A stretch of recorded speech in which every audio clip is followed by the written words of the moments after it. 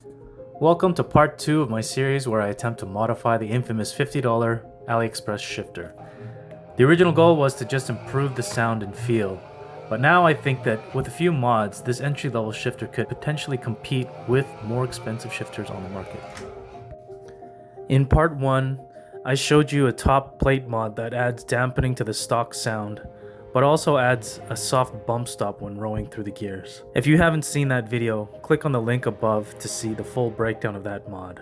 In this second video, I'll show you an additional mod that not only adds a bit more sound dampening, but more importantly adds significantly more shifting resistance, thus making it exponentially more realistic and enjoyable to use. If you already have one of these shifters or are thinking about getting one, check the description below where there are links to purchase all the mods in this series, as well as affiliate links to purchase the shifters themselves.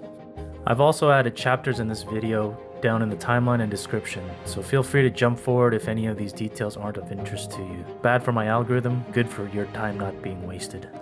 I'll start off with a quick side-by-side comparison, showing you what the shifter sounds like without any mods and then with the mods installed. Then you'll see a series of tests showing a comparison of the resistance force between the stock setup and the two mod options. I'll then go through in detail what's included in the mod and how to install each of the components. Lastly, you'll see the full mod in action with a quick hot lap on my rig.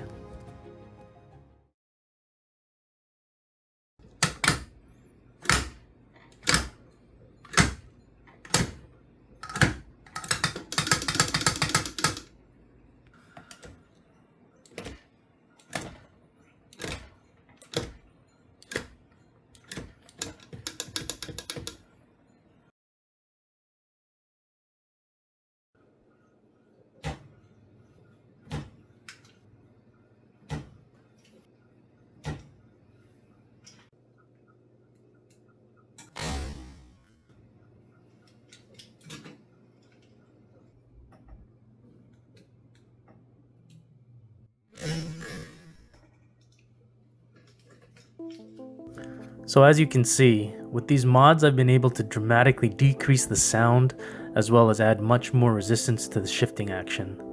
Now let's see how I achieved all this. First thing you want to do is remove the shift knob, obviously. Now you won't need to take the top plate off because we're just going to take this entire housing off all together. So we'll unscrew the bottom base plate.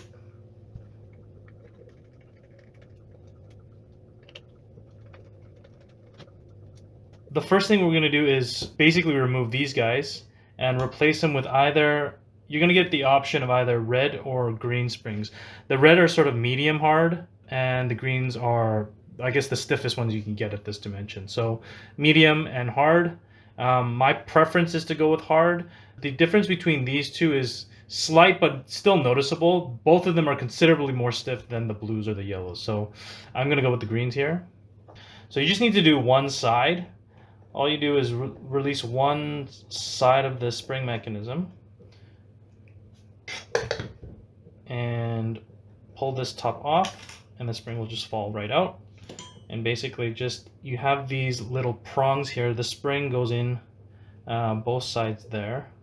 So shove one inside that side first and reinstall the nut.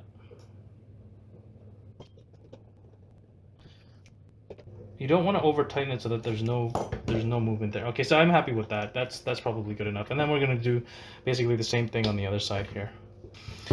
Okay, so now that you have the top springs swapped out, what you're going to do is remove these bottom screws here and here to take these guys out.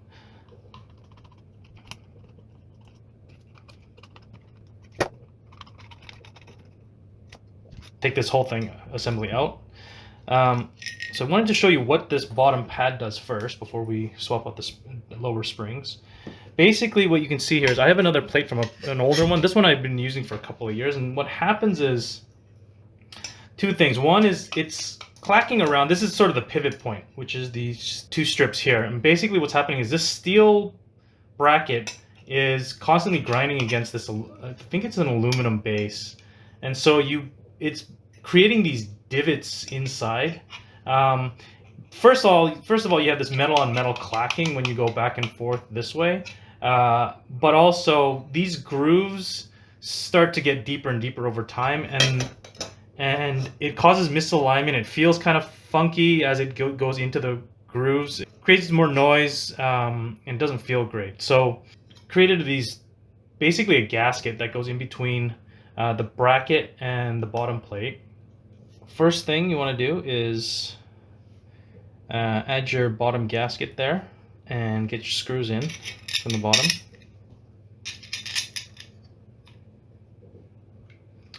Add the bracket. You should have 2 nylon or plastic washers that go on next. Be careful you don't lose these. They're pretty hard to find if you drop them. And then what I like to do is just carefully tilt it on the side here. Now we're going to add the red springs here. So the bottom springs are an 8mm outer diameter. The top ones are 6mm, I believe. I've tried a combination of pretty much every colored spring that you can get, or every stiffness of spring that you can get. And I'm finding that the red ones actually work perfectly with whether you go with the red top springs or the green top springs. So regardless of if you order green or red top springs, you're going to get red bottom springs. And I find that the bottom springs you can actually hold the nut by hand. I think the nylock screws are a little bit looser than the top ones, so you don't actually need a wrench to hold it. Don't over tighten it. Basically, we want to keep it just so that the nut catches first, because we have to do some alignment once we have it in place. So basically, you just got to make sure that the the corner holes are lined up. This is just squared up, basically. It looks pretty good as it is now, so we're just going to hold that, and then tighten these screws so that the end of the screw just barely comes to the edge of the nut there.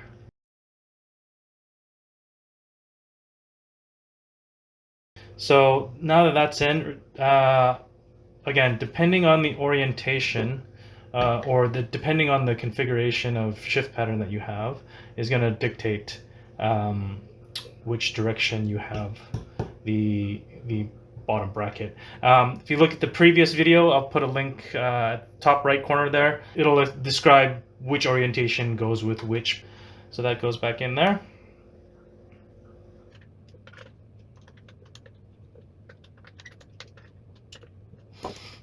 Okay, so now that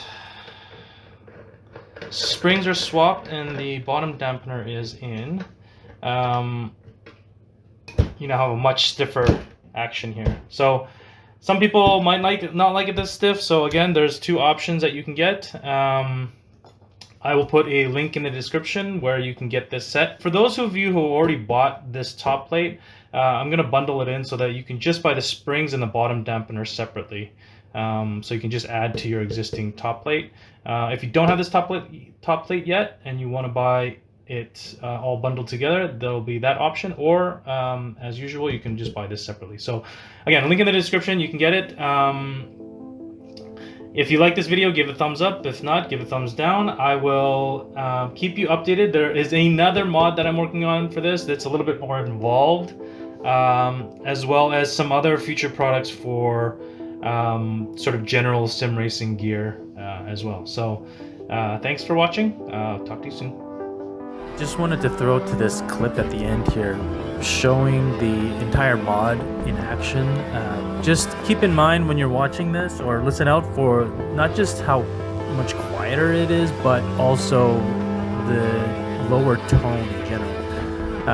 So enjoy this clip of me taking a hot lap around Battenbergring from, I believe, this is in the 1950s. This is a Assetto Corsa, and me driving a 1970 Alfa Romeo GTAM.